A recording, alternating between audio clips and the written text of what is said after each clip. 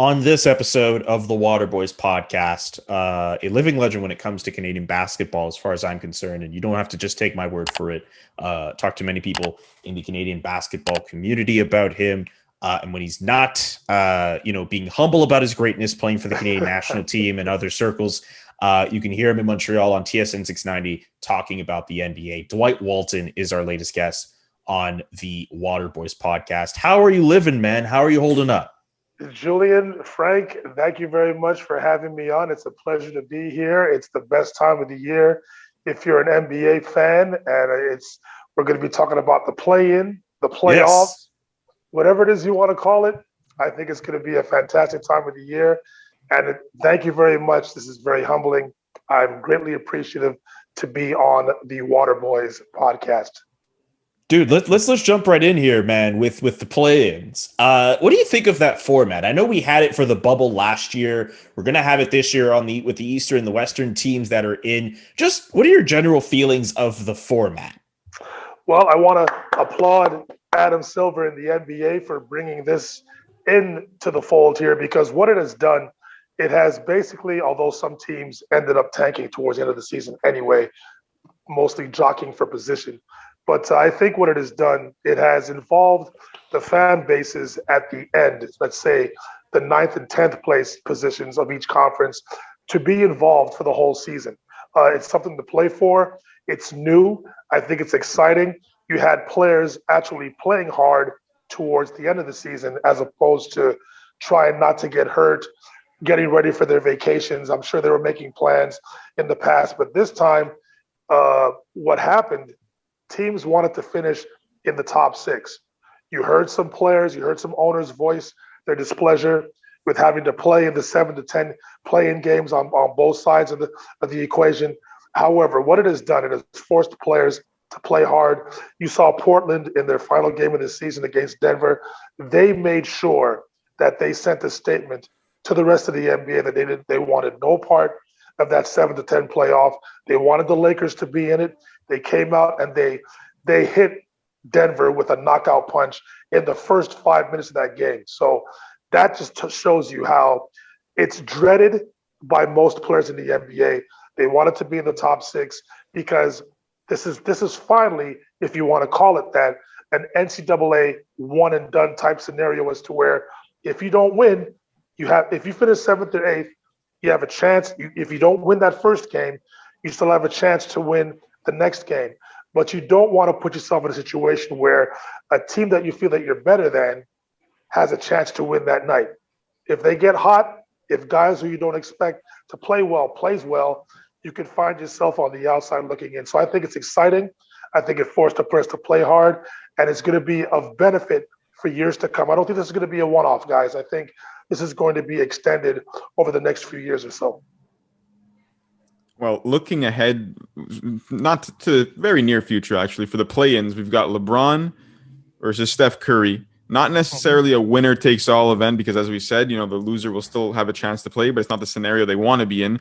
Who has the advantage here? Where are you leaning towards? Well, here's the thing. This is a tough one for me, Frank, because although the Lakers should be favored, the Lakers, when healthy, are the best team in the NBA. They're champions. I think if they do what they're supposed to do, health being the most important thing, I think they will come out of the Western Conference. However, as you saw how disjointed this season was for not only the Lakers, but for quite a few teams in the NBA this season, injuries, health and safety protocols due to the pandemic have played a part in the Lakers falling back to this 7 to 10 playoff game.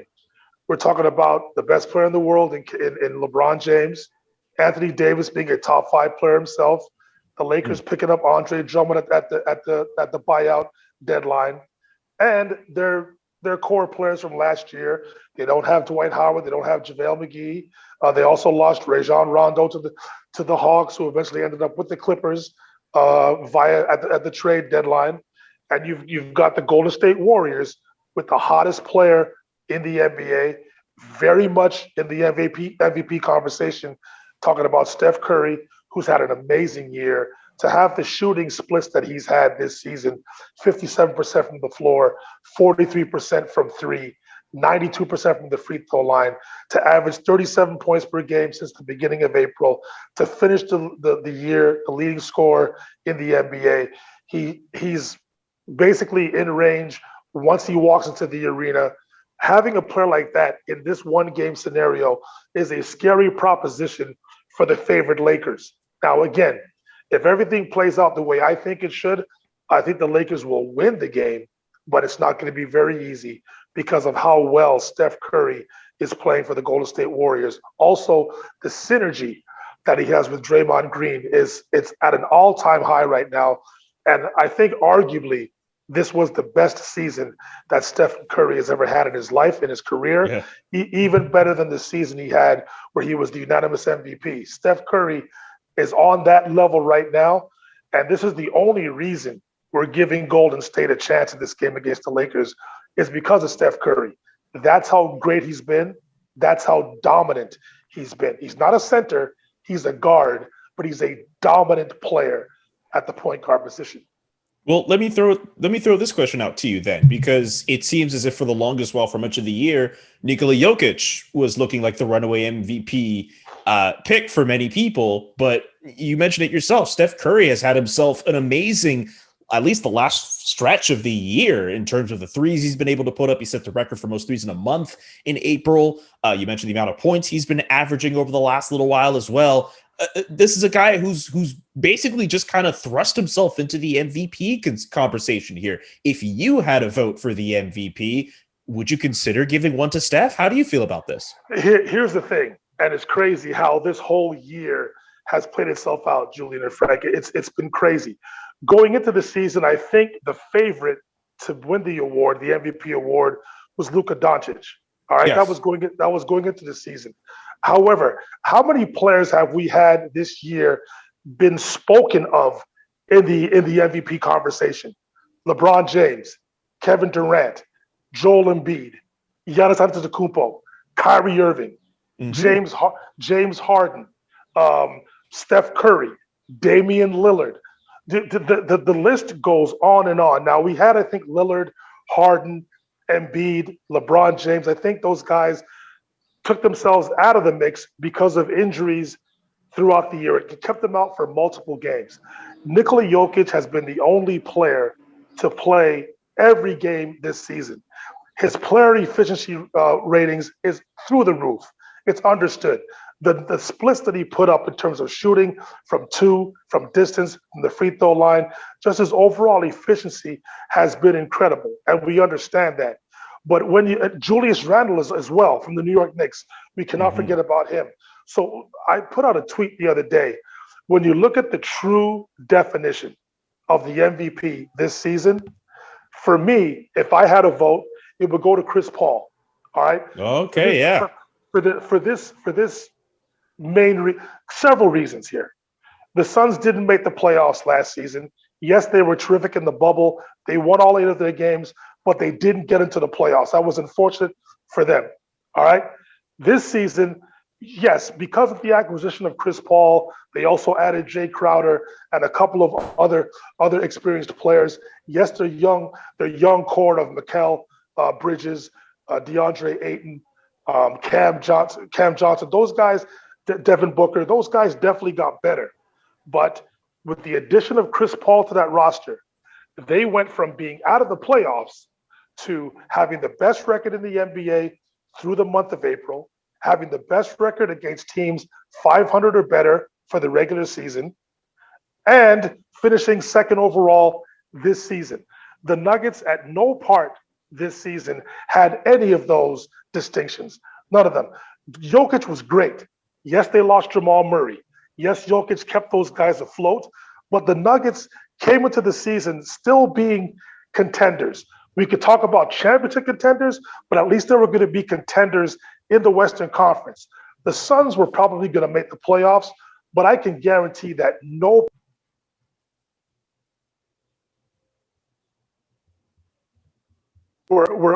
had the Phoenix Suns in the spot that they are right now, which is why I think Chris Paul is the most deserving of the MVP award. Steph Curry for sure is definitely in the mix.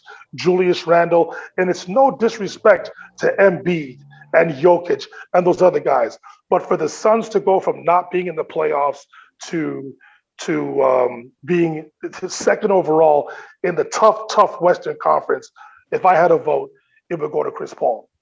Okay, I have another Steph Curry question. I guess that knowing how you've propped him up here, I think I know where you'll lean to this. But if you were any of the teams, any player on any of the teams in the play-in here, would you rather go up against a Golden State Warriors team where Steph Curry is on absolute fire, torching the league, or would you rather go up against a Russell Westbrook who, a lot of people were disrespecting him for a good chunk of the year, but he found a way to take the Washington Wizards from a team that was probably looking at the lottery into a team that's in the play-in. And he also made some NBA history with the triple doubles record the other day. So who would you rather face, rather Curry or Westbrook?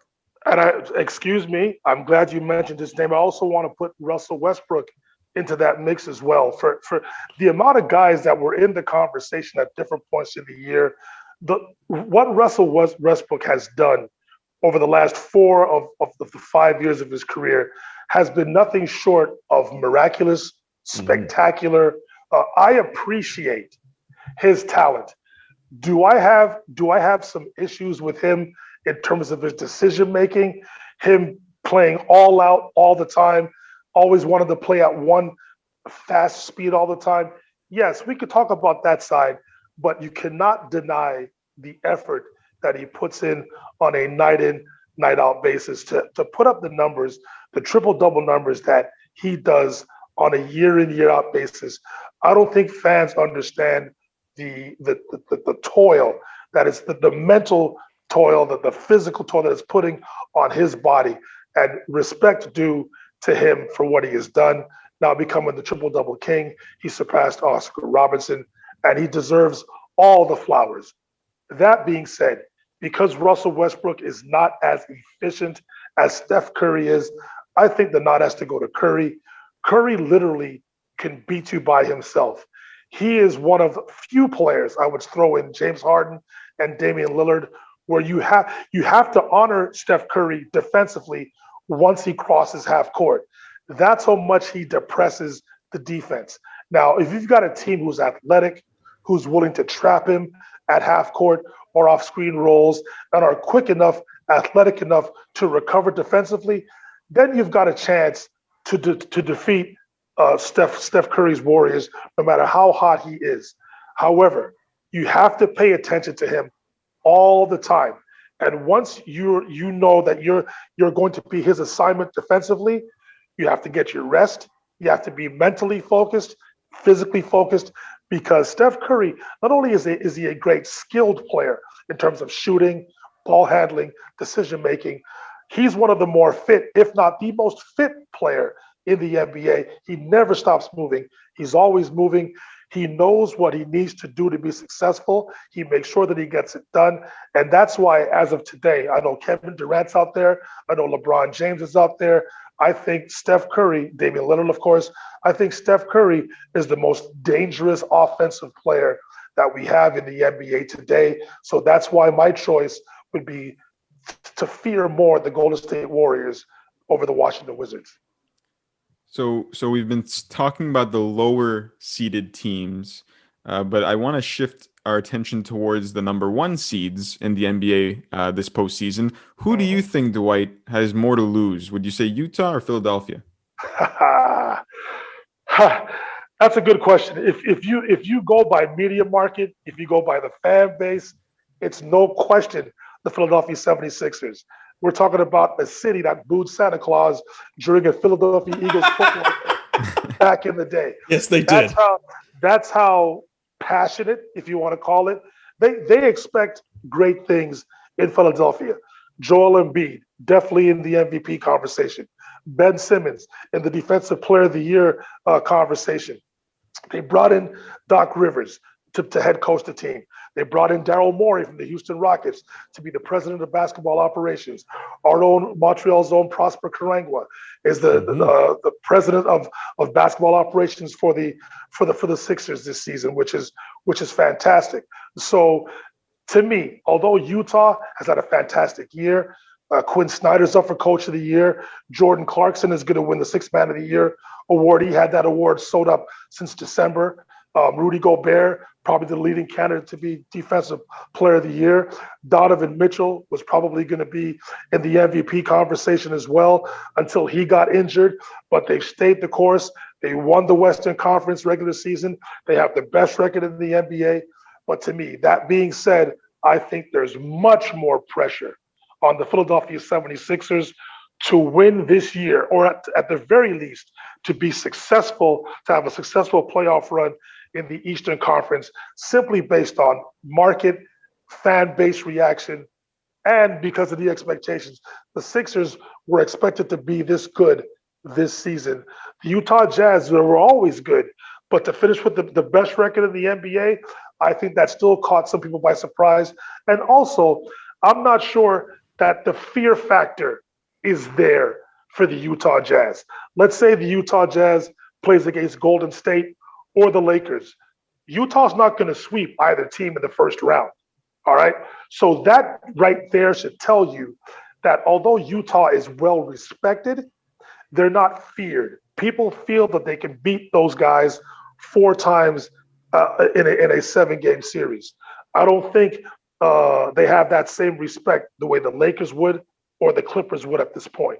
So as successful as Utah was this season, I think there's much, much more pressure on the Philadelphia 76ers to get it done this season. This is a small thing, but I remember during one of the drafts for the NBA All-Star game, I think it was this year actually, where LeBron, they're going through all the players, they're taking them or whatever, and the last 2 guys happen to be Utah Jazz guys. And Yes, LeBron sir. makes the comment about how, no one plays NBA and picks the Utah Jazz. So you make an excellent point about the Utah Jazz, about how players or teams just don't necessarily fear them, which is a damn shame because the Jazz have shown year in, year out, they could be one of the league's best teams. And they have the best record in the Western Conference. At least I don't know off the top of my head if it's the best in the NBA, but they're one of the best teams in the association. And you mentioned the fact that the Jazz probably won't sweep either the Lakers or the Warriors. There are people who would probably pick either the Warriors or the Lakers to beat the Jazz in a 7-game series. And I'll tell you, you know what? I'm glad you said that, Julian, because it's the honest truth. Especially, let's just say, for the sake of this point right here, let's say the Lakers lose to the Warriors on Wednesday in the first game of the play-in, and then they win the 8-9 game to finish 8th. Who do you think will be favored between the Lakers and the Jazz if they were to meet in the first round of the playoffs?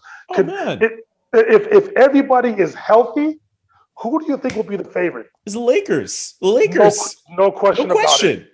Yes, and listen, no team in NBA history since 1995 Houston Rockets, no team below the 6th seed since seeding came into the NBA in 1984 has ever won an NBA championship. This year, things might change. The Lakers are going to finish 7th. I think they're going to beat the Warriors in that play-in game.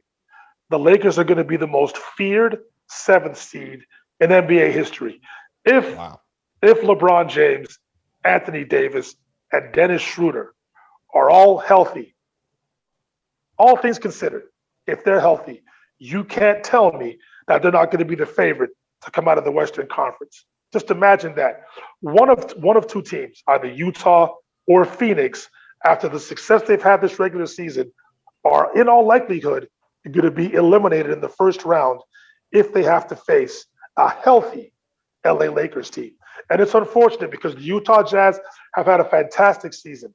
Yes, the Jazz have had their issues as well in terms of injury to Mike Conley Jr. and Donovan Mitchell this season.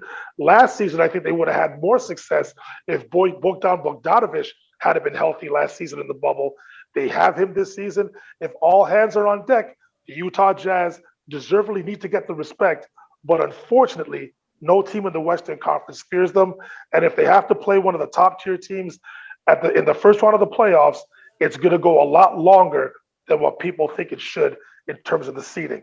Golden State and the Lakers are going to be dangerous first round opponents for either the Suns or the Utah Jazz. No question about it. So Dwight, with how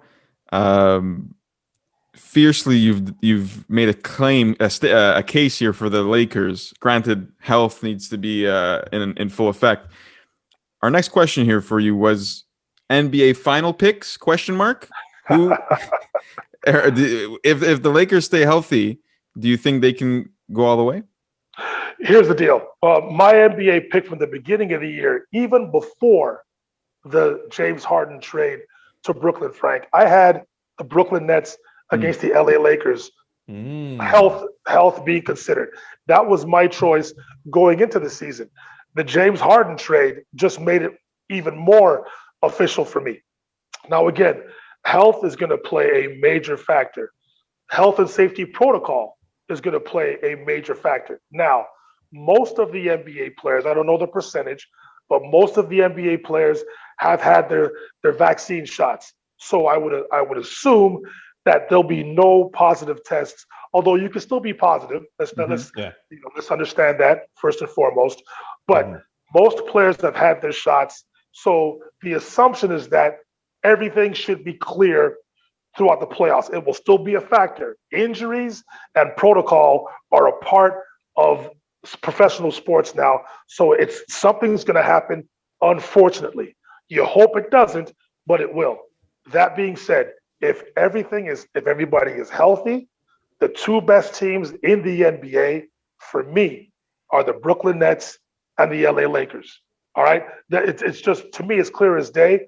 I understand the Jazz, the Suns, but to me, the second best team in the Western Conference, all things considered, health, everything else, LA Clippers.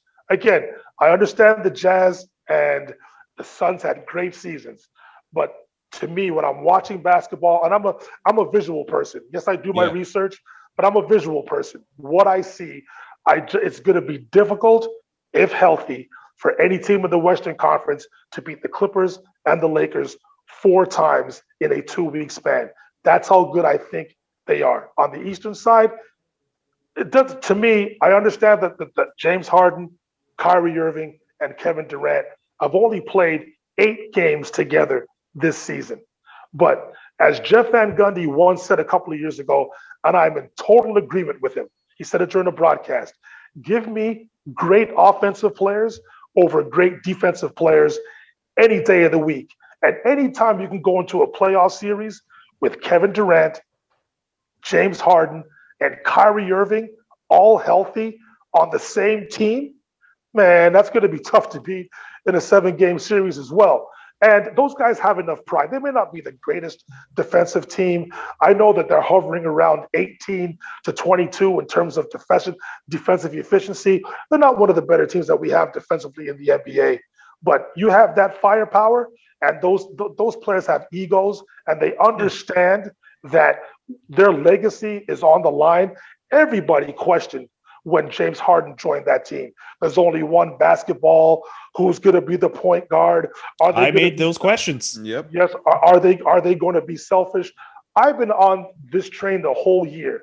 I'm like, these guys, they understand that people like us are talking down about them. So they're going to want to go out there and prove us wrong. And I think that's what's going to happen. It's going to be so tough.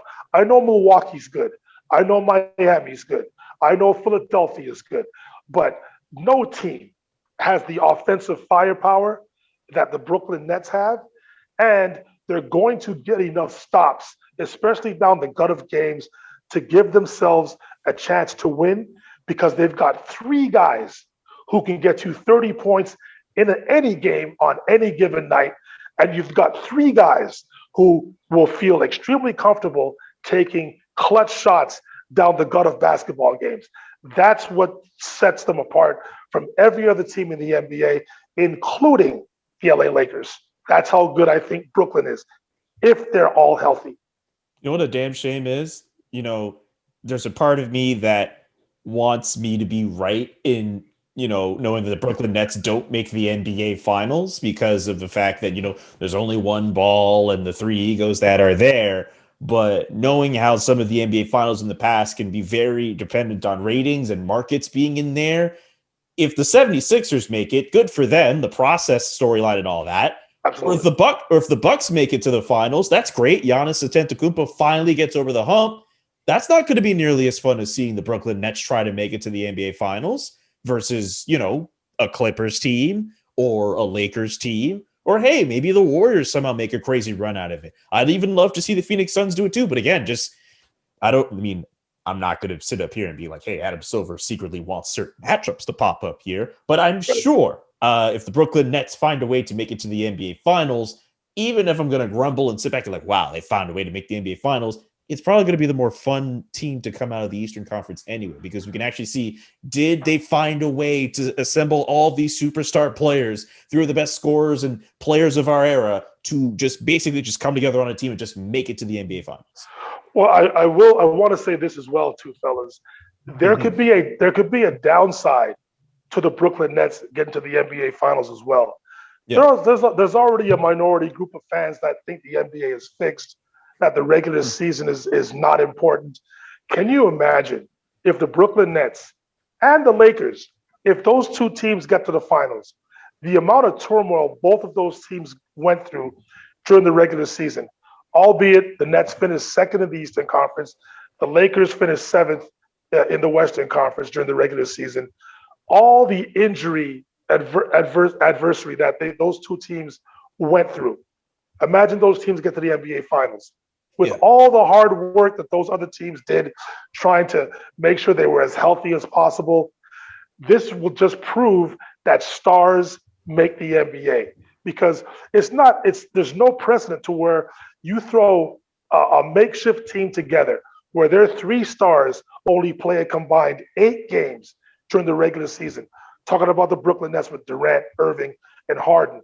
Only 8 games. Yet they're going to be cohesive enough on both ends of the floor to run through the Eastern Conference and get to the NBA Finals and possibly win an NBA championship. That would be a storyline in and of itself. And with the Lakers going through their injury walls with LeBron James, Anthony Davis, Dennis Schroeder in and out of health and safety protocol, having those 3 players miss a significant time during the season, having the Lakers finish from being a top 3 team in the West going down to the 7th spot and playing in a playing game and having them get to the NBA Finals as well, I could see a certain pocket of fans being very, very negative towards the NBA if those two teams happen to meet in the NBA Finals. Which would be a damn shame. Let's see if we can focus on a positive with the NBA. I guess more of a sad but also happy moment that happened over the weekend with the Hall of Fame inductions that took place. Kobe Bryant, Tim Duncan, Kevin Garnett also getting in terms of the players who were able to get in as well for the NBA Hall of Fame. Not the NBA, the Naismith Hall of Fame, because you understand it's not just the NBA, it's all over across the basketball world. Need to make that change. Any general takeaways from the ceremony this past weekend and some of the new names that are going to be added into next year's class, notably Ben Wallace, Chris Webber also named, Paul Pierce named as well. Any general takeaways? Chris Bosh, former Raptor, former Miami Heat. Yes, of course, him as well. Listen, the focus is going to be on Kobe Bryant. Mm-hmm. Yes, being named and being put into the Naismith Basketball Hall of Fame, and I'm going to echo what everybody's been saying about his wife Vanessa, the strength that she has had, the strength, the courage that she's had to endure over the last year. Imagine us. The world stood still the day we found out Kobe Bryant passed away. It felt like we lost a family member, a close friend, because we watched Kobe Bryant from this 18-year-old brash rookie shooting 4 air balls against the Utah Jazz in his first playoff series to becoming the second best 2-guard in NBA history, playing all 20 years of his career with the famed LA Laker franchise to the horrific death, him, his daughter, the 7 others that also passed in the helicopter crash.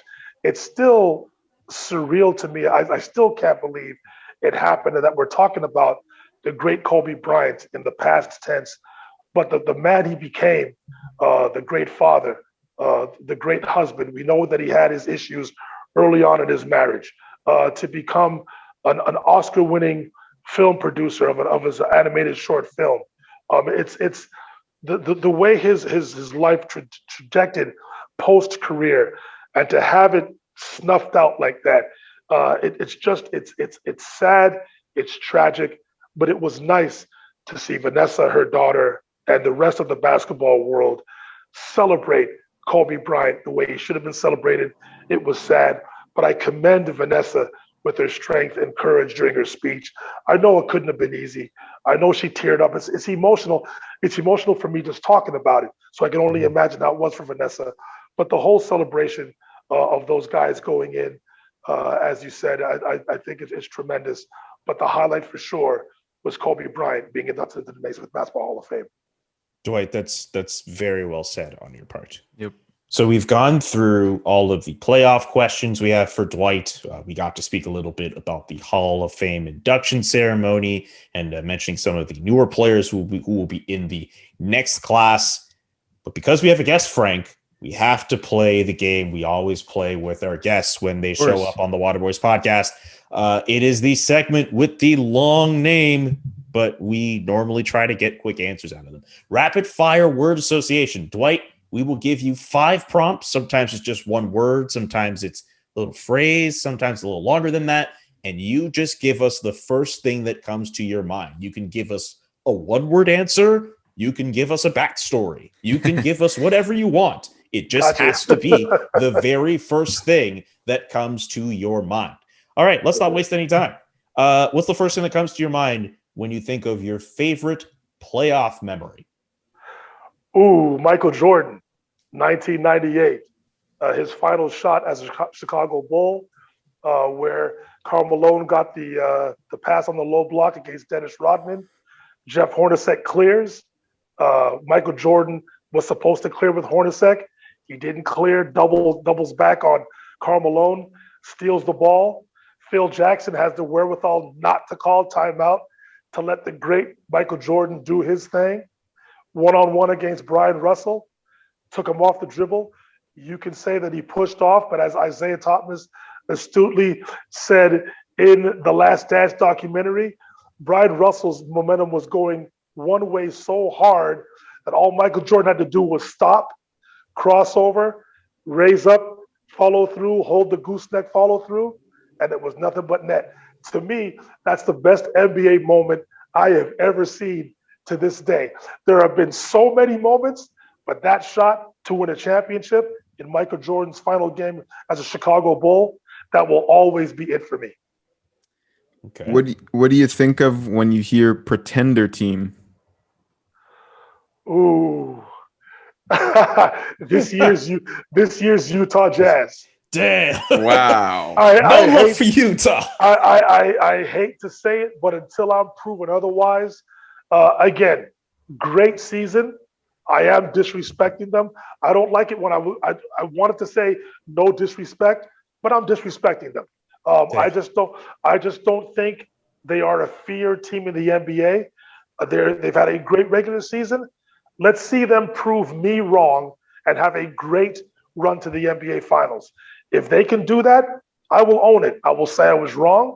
I'll even come on this podcast and say I was wrong. Okay. But I just don't think, for as great a season they had, it's going to be tough for them to get to the NBA Finals. Okay, well, looks like when we eventually get to the NBA Finals, or depending on wherever the Utah Jazz end up, we may very well have to call you back on this podcast. Dwight Walton literally hit the Utah Jazz with no respect, but with all due respect, I have no respect for the Utah Jazz. Dark horse. Who's the first thing you think of when you think of dark horse? Well, in terms of seeding, it's the LA Lakers. In terms of seeding, but in reality, dark horse, Miami Heat. Okay. I think they might be the most feared team in the NBA playoffs right now. I do understand they've had a very disjointed season. Health issues, health and safety protocol issues. Got off to a bad start, but they've been one of the better teams that we've had in the NBA in the second half of the season. They may be a 6th seed, but they're a very feared 6th seed, and they're playing the Milwaukee Bucks again in the first round of the Eastern Conference this season. Now the Bucks are much improved. Giannis Antetokounmpo is much improved. This time they have Drew Holiday instead of Eric Bledsoe possibly guarding Jimmy Butler down the stretch of games. I don't know if Holiday will be guarding Butler throughout the whole game or throughout the whole series, but if all is necessary and Butler is killing the Milwaukee Bucks, just throw Drew Holiday on Jimmy Butler. Drew Holiday is definitely one of the top 5 two-way players that we have in the NBA. He is that good. He has made that much of a difference for the Bucks. The Bucks come into the playoffs this season under the radar, so to speak, because the spotlight has been off of them. I think Antetokounmpo has had a fantastic year, possibly better than the 2 years that he won the MVP. But because the reporters who voted for Giannis Antetokounmpo MVP the last 2 years weren't buying what he was selling this season, they want to see him prove it in the NBA Finals this time. The Bucks are a sleeper, but the Heat, for me, are a dark horse in the Eastern Conference this season. Let the record show for our listeners who are not watching on YouTube. I am wearing this. I just wore it because it was cool. I try not to be fans of teams anymore, more fans of players. I am wearing a Vice City edition Miami Heat That's a beauty. Out of Bio jersey, one of the nicer jerseys you can get. The Heat have announced they're not going to do these jerseys anymore, which is a damn shame. Wow. Yeah, they said they're not going to do it. They're going to stop. So I'm pretty lucky I got this one. Definitely. And if I may say, go, sir. That's a very good jersey selection. Bam Adebayo is also in the conversation for Defensive Player of the Year. One of the better bigs who can play in today's NBA, could step out on the perimeter and defend, slide his feet, definitely athletic enough to keep smaller players in front of him, and always will be able to protect the rim, blocking shots, altering shots, and getting the defensive rebounds. So Bam Adebayo definitely in the conversation for Defensive Player of the Year. Dwight, second to last one for you here. Best Canadian international player ever or this season? Julian, where do we go with this? What's the first thing that comes to your head? Steve Nash. Nash okay. was my teammate. I've known Steve since he was 15 years old. I've seen the progression. He deserves all the accolades that he gets. Of course, the 2 MVPs, definitely in the Hall of Fame, as we all know. Currently the head coach of the Brooklyn Nets. Wouldn't that be so? I would love for him for the Nets, based on that, to win the NBA championship. I talk to Steve often enough, not every day, but we do text every now and then. He doesn't tell me everything. I try to get some information out of him. But for me, Steve Nash, no question, best Canadian player. And last one for you. We happen to ask this question a lot in all of these. Underrated. Ooh. But you know what's funny though? It always brings the best responses. And it's never specified like player or team. It's just something that's just underrated. So you could literally go anywhere you want with this. No pressure. Yes. Oh wow. And this is supposed the first thing that comes to your head. Woo! Oh man. I don't know what to say. Come on, Dwight, man. You could say you if you want, but I know you won't. No, listen. Anybody who knows me, I don't know where you have ginger ale on the soda scale, but to me, ginger ale is the best soda ever made. So I don't know if I could consider that underrated, but I have at least 1 can of ginger ale every day. Whoa. I don't know what it's going to do to me health-wise, but I love ginger ale, and I think it needs to be spoken about even more than it is. So if you want to call that underrated, that's what it is for me. I love it. Frank, you just as you said, you get the best responses from underrated. Lo and behold, Dwight going off the wall with ginger ale. And he's absolutely right. It's a damn near underrated soda. Yeah, I think it's fantastic. You know what, guys? If we're on this note, and if you allow me to add on go to off. This, when you go to Subway and you can pick your what the heck are they, your soft drinks, you go ginger ale, but then you can add a little bit of vanilla or something yes. Yeah, that just even better. I agree. Score one for you, Frank. No question about Let's go. it. Yes, sir. Let's go. Okay, so we got in some NBA insight. We got to get to see what Dwight is with rapid fire word association. And now I know what beverage to get the next time I go to Subway. You get Yes. everything with this man. There's a reason why I prop him up as one of the best in our city in Montreal, not just in talking basketball, but just in talking sports, period, because this is a guy who just knows his stuff and he's very connected in the basketball community. So he deserves all the praise. Yes, I'm going to embarrass you the next time we bump into each other at our local barbershop. Right. Dwight Walton, thank you very much again for joining us on the Waterboys podcast. Enjoy the NBA playoffs, and we'll reconvene if the Utah Jazz make us all look stupid. Julian, Frank, it was an absolute pleasure. Thank you very much for having me on. And you guys have my number. Anytime Yes, you want sir. to do this, anytime you want to do this again, Yes, I'm all sir. in. It'll be my pleasure. Thank you Thank very you, much. man. Appreciate it. Let's do it. Dwight Walton, everybody.